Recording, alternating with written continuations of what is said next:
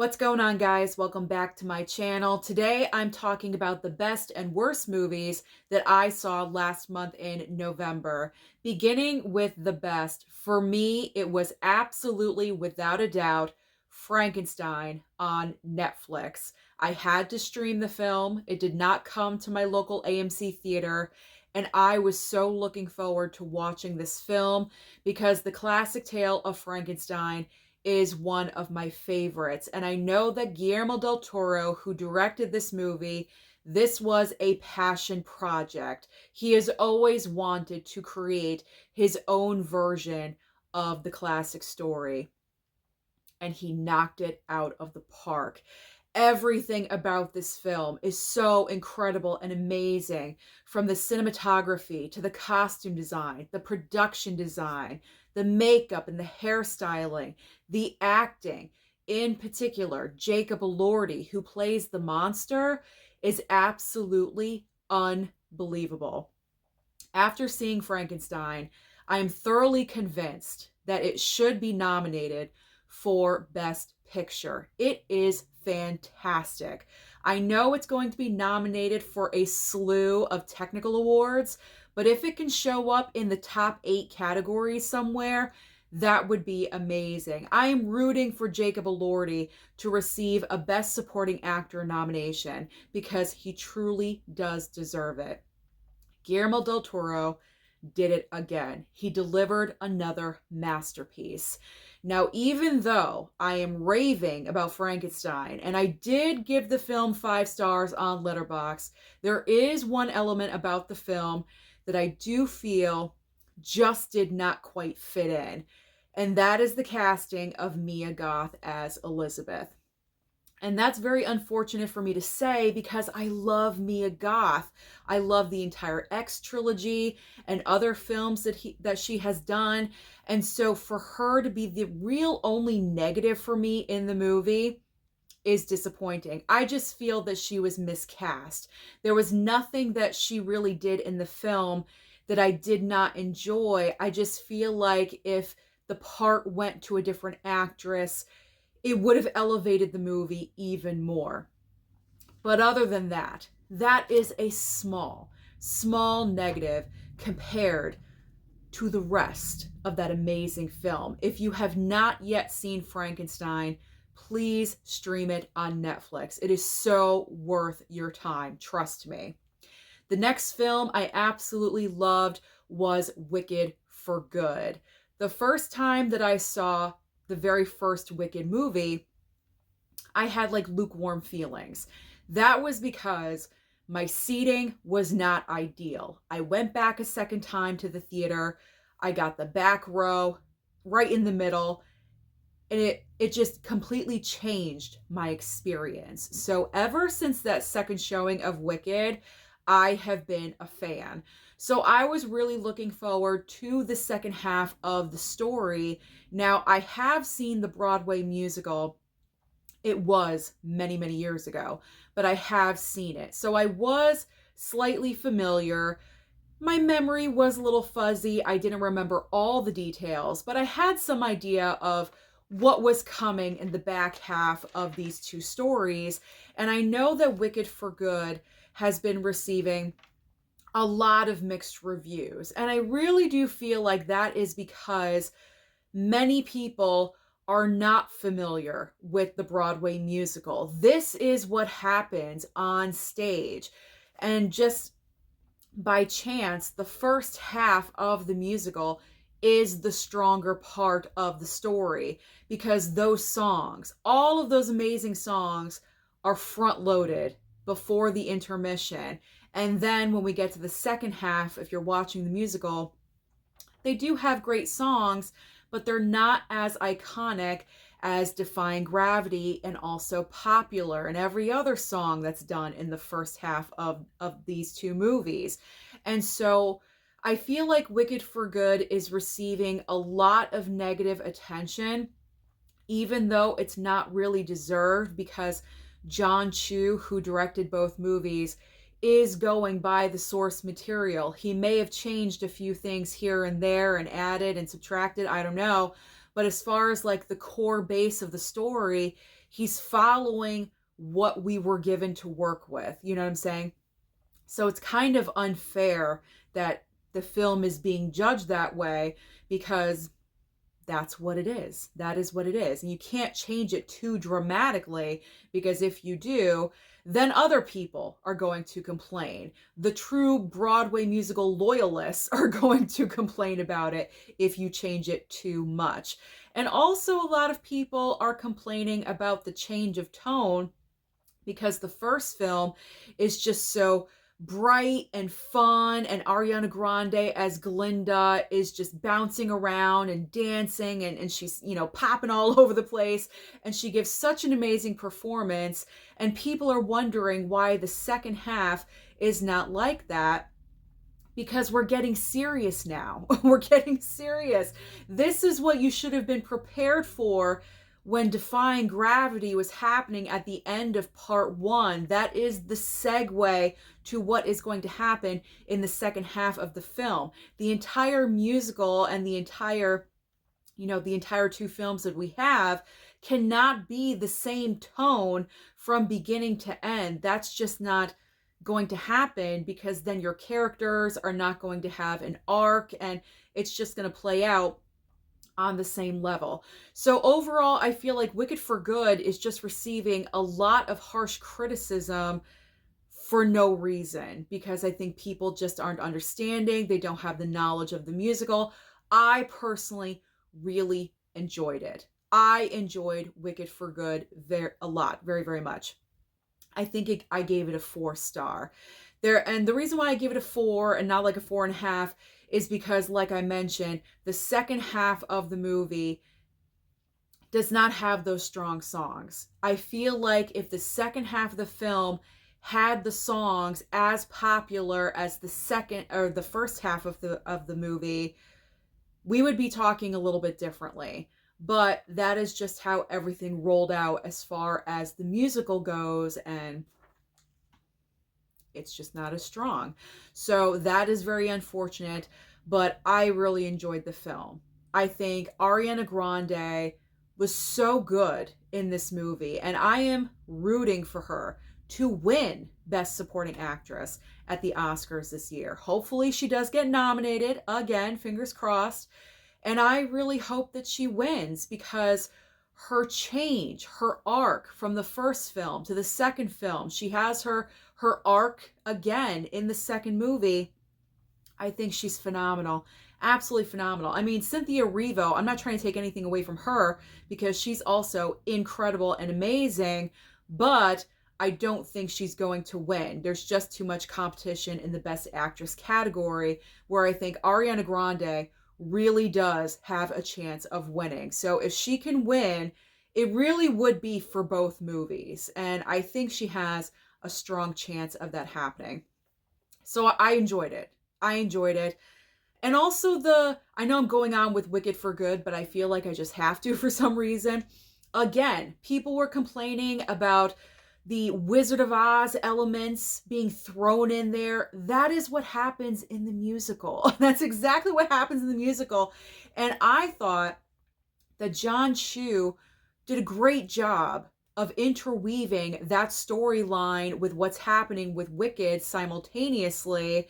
Does it get a little, fast paced and everything happening so quickly? Yes, it does. But again, that is what happens in the musical. So I enjoyed it. Overall, ending here, enjoyed Wicked for Good. Cannot wait to watch it again.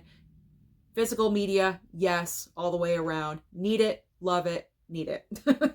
Need it, love it. Rooting for Ariana at the Academy Awards. Okay. Next on my best list, Rental Family. I just watched this movie a couple of days ago, and I thought it was so heartwarming, and I thought it was going to be. It's one of those movies that gives you the ooey gooey feeling on the inside. You have Brendan Fraser, who lives in Japan. He is a struggling actor. He's trying to find work, but it's very difficult. And through connections, he winds up working at this company called Rental Family. And pretty much what's happening is that they rent out people to families that are missing someone, or you can like rent a friend and hang out with them, or if you want to like break up with your boyfriend or your girlfriend, you can hire someone to do it for you. It's all about hiring someone for a need or a want or something like that. So Brendan Fraser is assigned, he has multiple clients in the movie, but he's assigned to this little girl, and her name is Mia, and she's missing a father figure. She does not have her dad, and her mom is trying to get her into this very like prestigious school in Japan. And so she needs a father for her daughter. And so that's where Brendan Fraser comes into the picture. And I really enjoyed the movie. I thought it was great, shot well. Brendan Fraser, his performance, I mean, do we have to question it? He's so good. When he's on screen, he is good because he doesn't work often, is what I'm saying. I would like to see him more on screen. So he is great in the film. The one negative that I have about it is I felt like the marketing campaign for Rental Family really focused in on the fact that he is playing this father figure for this little girl, whereas as you're watching the movie, as I mentioned, he does have multiple clients. It's not just the little girl that he's the father for. He's hanging out with a dude, playing video games and doing this, and he's like marrying someone. Like there's a lot going on that he's doing. And one of the other main storylines is a different client that is an older gentleman who I think is an author and an actor. And I think Brendan Fraser comes in as a journalist to like interview him and kind of like document him. But obviously he's really not. He's just pretending. But they form this friendship. And that was a great part of the movie. Don't get me wrong, but I thought the film was really going to focus on Brendan Fraser and the little girl. And I did feel like the film focused more on the other elderly client than it did with the little girl. I felt like her storyline really was kind of pushed off to the side at one point, and it focused in on the other. Again, I don't have a problem with that. But with the marketing, it was a little bit misleading. So it was fine. It's a fine movie. It just gave you all the, like I said, ooey gooey, heartwarming feels. But because of that reason, I couldn't give it a 5-star. So I gave it a 4. But I really did enjoy it a lot. I did. Next in the best column, we have Die, My Love. This stars Jennifer Lawrence and Robert Pattinson. Wow, this movie was a ride. Oh my gosh. So I did give the film 3.5 stars. And normally you would say, Susan, that's not really like for the best column. This movie is saved by Jennifer Lawrence's performance. Holy cow. Now, the way the film goes is that Jennifer Lawrence has just had a child with Robert Pattinson, and they're moving from the big city to like out in the country to a house that Robert Pattinson, it's like from his family. So she's like picking up her entire life, her career, and moving for him out into like the sticks and like the middle of nowhere. She really only has the baby to talk to. He's off working. She's staying at home. She was an author or a writer, and she's trying to get back on track, but it's really just not working. And she's dealing with depression. She has postpartum depression. So she is a loose cannon in this film. You do not know what she is going to do next. When I tell you that I jumped out of my seat, not once, but twice during this film, I am not kidding you. Because there were 2 separate times in this film, Jennifer Lawrence's character does something so unpredictable, it shocked me. And I was like, oh, I was like that in my seat because I did not see it coming. The one scene in the entire film where I was like, ooh, she could get nominated for an Oscar for that. She goes into a bathroom. She's very upset. She had an argument with Robert Pattinson. She goes inside the house. She's in the bathroom. She slammed the door. She just starts clawing the walls of the bathroom, the wallpaper, like a cat. She destroys everything in that bathroom. Pill bottles, the mirror. She's smashing everything. She's going batshit crazy in that bathroom. And I'm just sitting there mesmerized by what is happening in front of me. Truly, truly incredible as far as Jennifer Lawrence and her acting in this film. This is the best that I have seen her in a while. Now, I loved her in No Hard Feelings. That was, another recent film, but that was a pure comedy, and that really showed how brilliant she is as a comedian. But Die, My Love, this movie also shows how incredible she is as a dramatic actress. Amazing. Absolutely amazing. So if anything that I said surrounding Die, My Love is intriguing to you, you may want to watch it. I don't think it's in theaters anymore, but you can probably watch it PVOD when it lands on streaming. I don't know, but check it out. Jennifer Lawrence is probably going to be recognized during award season somewhere, I am hoping, because she is deserving of it. Now, the final film that I'm putting in the best column, The Woman in Cabin 10. This is a movie I streamed on Netflix based off of a book, I believe. And this is like a twisty murder mystery tale going on a boat. You have Keira Knightley as the lead character. We're following from her point of view. She thinks that a woman, she wakes up in the middle of the night. She hears some noises going on. She's staying in bedroom 8 on the boat. So right next to her is room 10. And she wakes up in the middle of the night and she hears something. She hears yelling and she thought she heard someone going overboard. And everyone on the boat is acting like she's crazy. Like she doesn't know what she's talking about. They're trying to tell her that no one is assigned to that room. And so the entire movie, Keira Knightley, she plays a journalist, by the way, she's investigating. She's on this boat, this yacht, and she's going all around trying to find out the real story of what is happening. I thought it was good. It was good. It was decent. I gave it a 3.5 star. I enjoyed it. I like murder mystery stuff and twisty tales. So if you like that stuff too, I do recommend The Woman in Cabin 10. It was a good one and I enjoyed the twist. The twist was good. Nice twisty tale. Now let's talk about the worst films. I have 5 in the best and 5 in the worst. So, and it's difficult because most of these movies I did give 3.5 star or around the 3-star range, but there were just elements about these movies that didn't fully sell it to get to the best, if you know what I mean. But the best of the worst, I put The Running Man. I enjoyed The Running Man.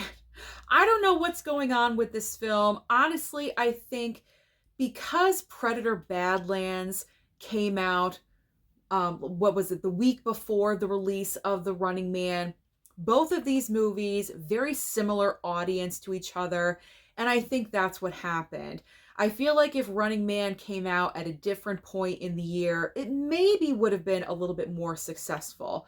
But bottom line, I really do believe Glenn Powell is the problem here. Now, I like Glenn Powell, I do, but I think he has a case of Ryan Gosling syndrome. And what I mean by that is Ryan Gosling is not capable of opening a movie on his own. And I think Glenn Powell, sorry, I had a brain stall. I think Glenn Powell also has the same syndrome because Top Gun Maverick, yeah, that was over $1 billion movie, but that was Tom Cruise's movie. That had nothing to do with Glenn Powell. Yes, he was a part of it, but he was not the main box office draw of that film. That was Tom Cruise. Now, yes, he was in Twisters, and that was a moderate success, but that was because of the legacy of the previous film, Twister. So you cannot credit Glenn Powell with that movie making money. So with the huge failure of The Running Man, this is not good for Glenn Powell's career. Now, I personally enjoyed Glenn Powell in the role. I thought he was fine. I thought he did the best that he could do. Maybe, possibly, they could have cast a different actor and that would have improved things just a little bit. I don't know. But it's just disappointing. I'm kind of combining the box office totals with the worst. I mean, it wasn't the apps, like I said, it was the best of the worst for me. I thought it was average. The third act of the movie is where it really faltered for me. I was going with it when it started, right when we're in the middle, but as soon as that third act happened, it didn't come together, unfortunately. Now we have Christy, the true life boxing tale, the first like really well-known female boxer, Christy Martin, played by Sydney Sweeney.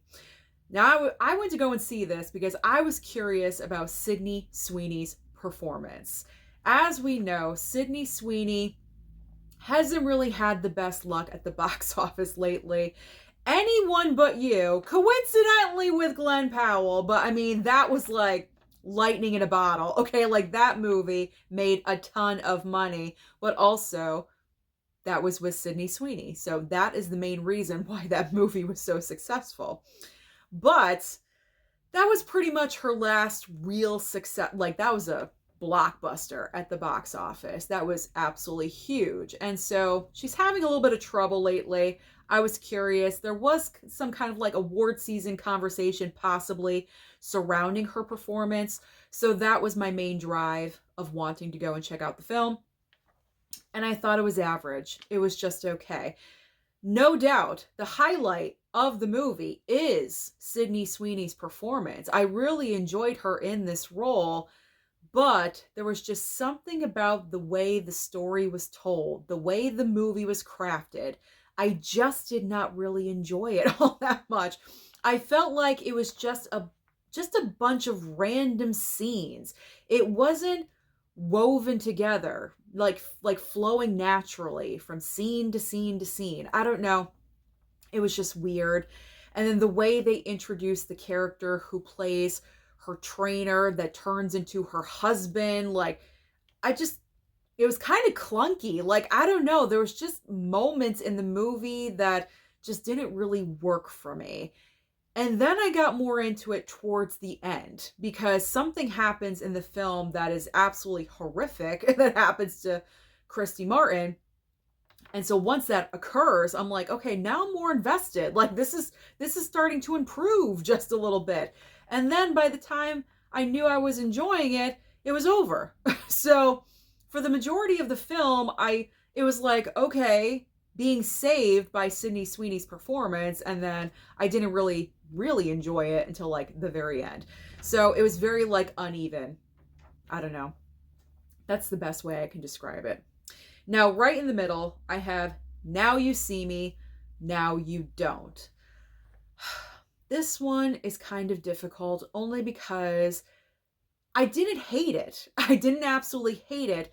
But the big problem going forward with this franchise, and it's going to go forward, we're going to get another one because part 3 has been so successful. It's at almost $200 million worldwide. It has huge international business. It's being saved by overseas box office.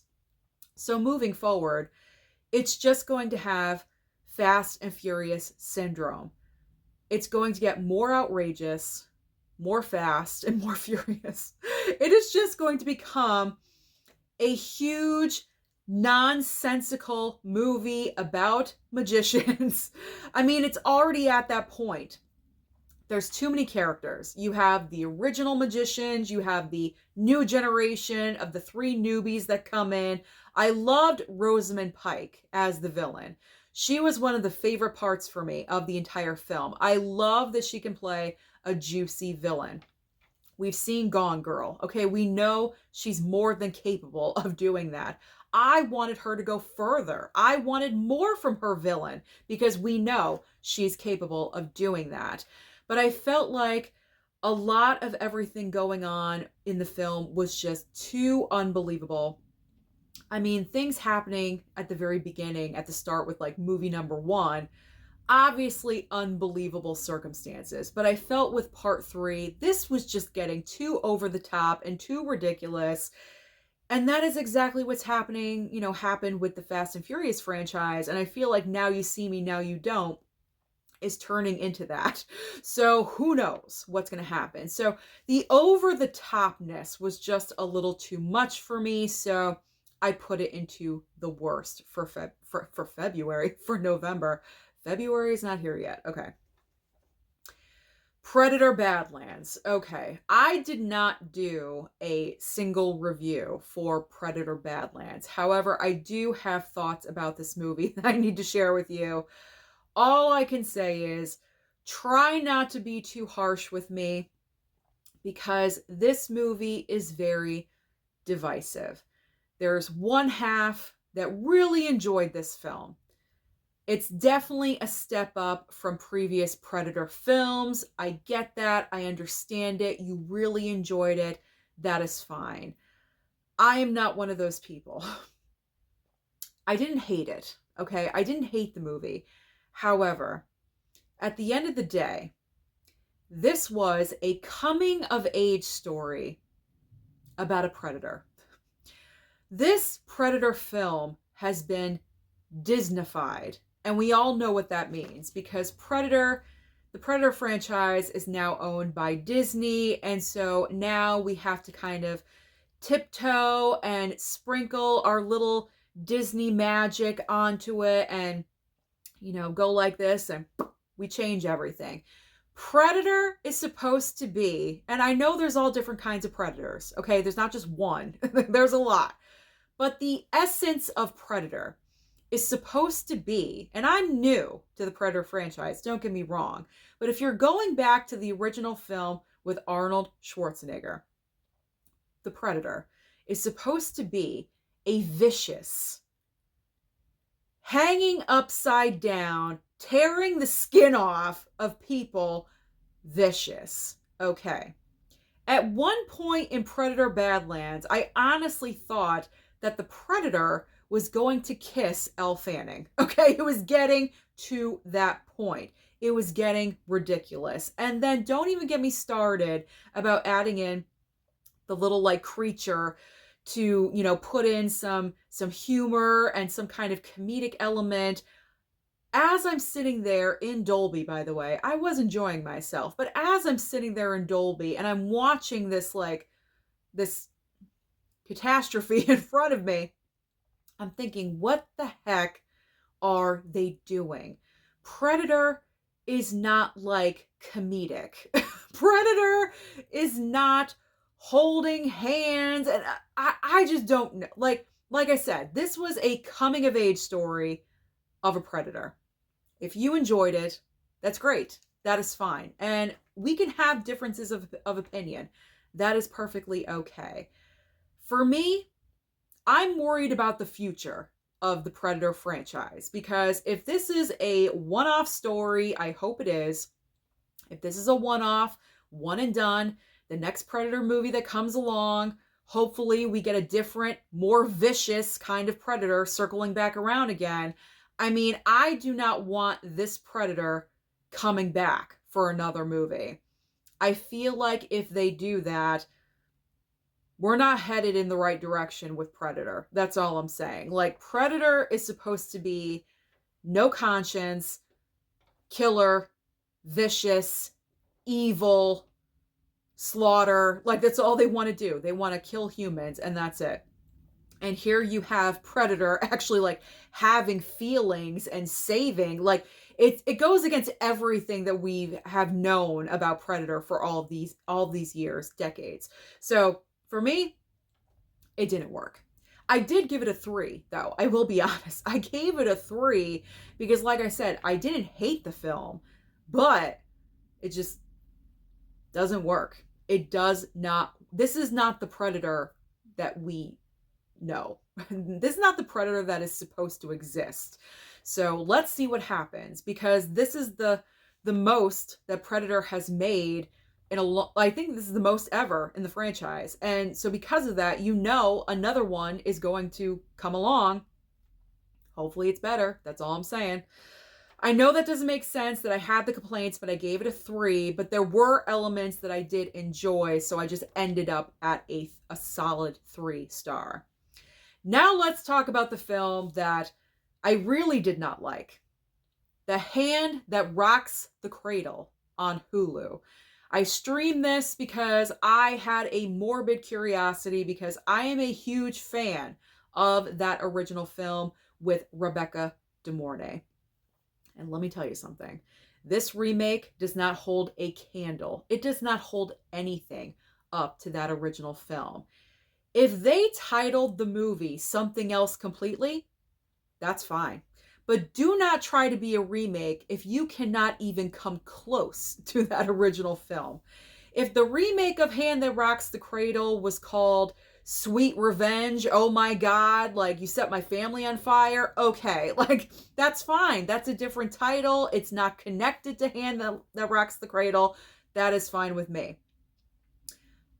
Pretty much the plot line of Hand That Rocks the Cradle does not work in 2025, because back with the original film, I believe that came out in the early 90s. I could be wrong, but I think it was the early 90s. In the early 90s, we did not have Google. We did not have the internet. If you wanted to hire someone to be a stay-home nanny with your children, you would either go through a reputable company, and get references, things like that. You would personally call people, references that were given, okay? And it was kind of based on blind trust, believe it or not, and things would work out. But nowadays, it doesn't really work like that. So therefore, the entire concept of hiring someone to be a nanny for your children, and then she turns out to be an amazing psychopath, not really that believable. Because if I was hiring someone to watch my children, you can bet it that the first thing I would do, Google that person, then I would be on benverified.com, and then I would use many other resources to double and triple check everything that I just did. And then I would probably ask for a DNA test, okay? Just because it's always good to be safe. So the brand new version, to me, of Hand That Rocks the Cradle just didn't really do it. And plus, Rebecca De Mornay, I believe, what's her name? Micah Monroe was pretty much the Rebecca De Mornay, casting, replacement, whatever it is. Nowhere near. Okay, she did her own thing. I will give her credit for that. But there is just something so delicious about Rebecca De Mornay's performance in the original Hand That Rocks the Cradle. And that film had so many on the edge of your seat moments. And the final act of the original is one of the best for a thriller, psychological thriller, horror film, wherever you want to place it. It is so amazing. Yes, the ending of the new one is interesting. It's gross, I will say that. But the entire movie does not live up to the original. So, like I said, if they called this movie something else, a different title, I probably would have enjoyed it a lot more. But because you're attaching it to the original film, I just can't do it. OG Hand That Rocks all day. If you have not seen it, please watch the original. It is incredible. I think I gave the remake 2.5 stars. And actually, that's being a little bit generous. So the Hand That Rocks the Cradle remake is the worst film that I watched last month in November. Thank you so much for watching this video today. I truly do appreciate it. Comment down below and let me know what you watched last month in November and what was your best and your worst. Don't forget to like and subscribe before you leave, and I'll see you next time.